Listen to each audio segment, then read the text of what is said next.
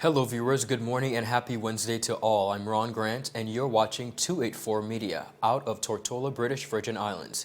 Thanks for joining us. As we continue to observe September as Alzheimer's Month, today we look at another angle which is perhaps the most important angle to look at, a caregiver's perspective. Joining us to discuss the effects of Alzheimer's on not only a patient, but a family, as well as how families can help their loved ones, is Mrs. Dawn Career Leonard. It's a conversation you don't want to miss. All this and more after a word from our sponsors.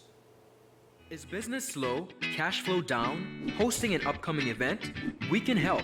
Advertise with 284 Media and take your business or event to the next level by enhancing your present marketing and messaging strategies.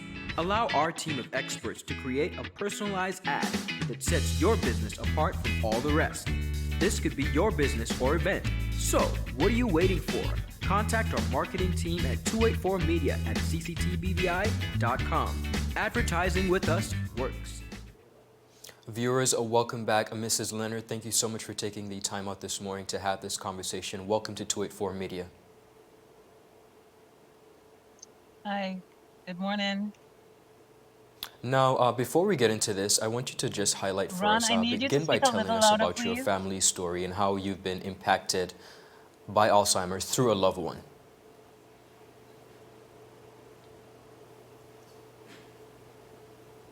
I'm not hearing you, Ron. Can you hear me now? It's very low. All right, so I'll read that question for you again one more time. If you can, begin by telling us about your family's story and how you've been impacted by Alzheimer's through a loved one. Well, my family's story with Alzheimer's started maybe over 15 years ago when my dad was diagnosed with Alzheimer's disease. And needless to say, it was and still is pretty devastating.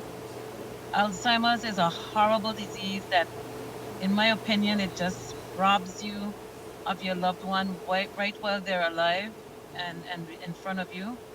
And so it's been a long journey for us with our dad being diagnosed with Alzheimer's disease. And that's 15 years ago, which is quite a long time. How was the initial Yeah, it could be a diagnosis little longer than to 15 not only years your dad, ago. but to your family Yeah. as well? How was that experience and how did he take it? Pardon me? How was the initial news of the diagnosis? How did your family and your dad take it? What was that experience like? That was a little complex situation at the time. But when we found out, my dad still had, he still had some cognition, some memory. It wasn't as bad back then. So it was about getting him treatment, keeping his mind active and so forth. Of course, it's a progressive disease, so it has progressed over the years now, but it was very traumatic to learn that he had Alzheimer's disease because until now, there still isn't a cure. So we knew at the Correct. time it is a progressive disease and that we would have to be in this with him for the long haul. In speaking about the progression, when you look back at the initial diagnosis 15 years ago to now, can you speak to how exactly, from a daughter's perspective, how you've seen your dad changed over that period of time? Yeah, the changes have been significant, both cognitively and physically. My dad, he doesn't know us by name anymore. He doesn't know the grandchildren. It's very difficult to interact with him in what we would consider normal. Okay. 15 years ago, he still knew my name. He still would call me. Even though sometimes he went in and out, sometimes he wouldn't recognize me, sometimes he would. But for the most part, he did. No, he doesn't recognize me at all. He doesn't speak as often. So when we get little snippets of him saying something, it's really exciting. But yeah, the change has been really drastic, very drastic. Now that you have been through the experience for some time, what encouragement would you give to other families facing a similar situation or diagnosis? Right. One of the things I would like to say, and especially being a member of the Alzheimer's Association, is don't ignore the early warning signs. The little lapse of memory here and there, them repeating questions your loved ones, repeating questions that they've asked, or not handling day-to-day functions that they usually, tasks that they usually um, do without thinking. Don't ignore those things, and get treatment and keep them active cognitively as long as you can. um, I've learned that music is a really important aspect of keeping the memory going, and Okay. especially when you play music for them that they learned back, when they were younger. It does something magical, and we've noticed it with Daddy, but his disease is pretty advanced now, and what we notice when we play music for him, in terms of music that he knew from a long time ago, it helped.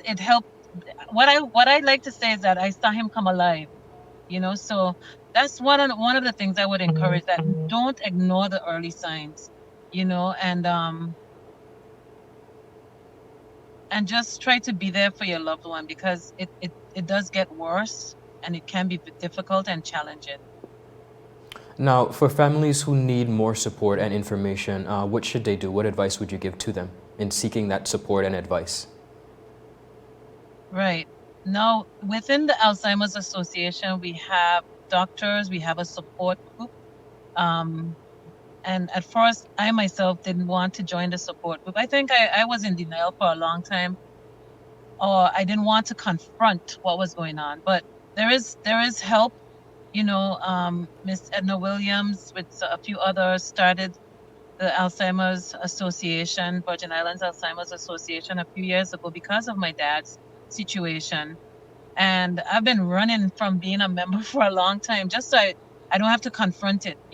Of course. But I can't run from it. And persons who have loved ones who they're dealing with it, the association is there to help you. It's there as a resource. And the support group, as I mentioned, I didn't want to join it either in the beginning. I didn't want to talk about it.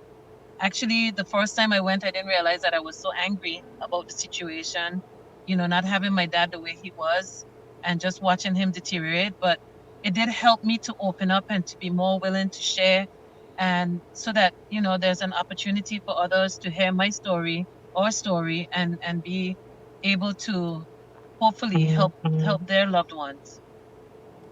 You mentioned about being in denial for a little bit and not wanting to admit, but would you say it's common for families to feel burned out and pretty isolated from others when dealing with the situation? And how should they handle that? In speaking to persons, it's an individual journey. I do believe that talking about it earlier does help, with coming to terms with it. But you can't force anyone. I have a friend who, she's dealing with it with her mom, and I shared my story with her, and I believe that did help. But she's on her own journey, and so people will open up as they feel comfortable, as they feel more inclined to. And so, but one of the things I really do in hindsight, I would say talking about it more. In my family, we don't really talk about it. We just do what we have to do to care for Daddy, but we don't really talk about it. I think it's really still painful. Sometimes it's even difficult to just go and be with him and see him in the condition that he's in right now, and knowing that we can't communicate the way we used to. But it's an individual journey. But I would recommend that, you seek help early, or at least find someone you can talk to, and consider actually joining the support group that the Alzheimer's Association has. Mrs. Leonard, thank you so much for your time this morning and your candid honesty in sharing about your story. We continue to wish you the best, along with the members of the BVI Alzheimer's Association. By no doubt, I think your sharing your story today will, and we hope that it will help someone or a family that is impacted by Alzheimer's disease. Thank you so much for your time this morning. Thank you. Thank you very much. You're most welcome. Viewers, that's all the time we have today. Of course, be sure to check out our website for daily news sites.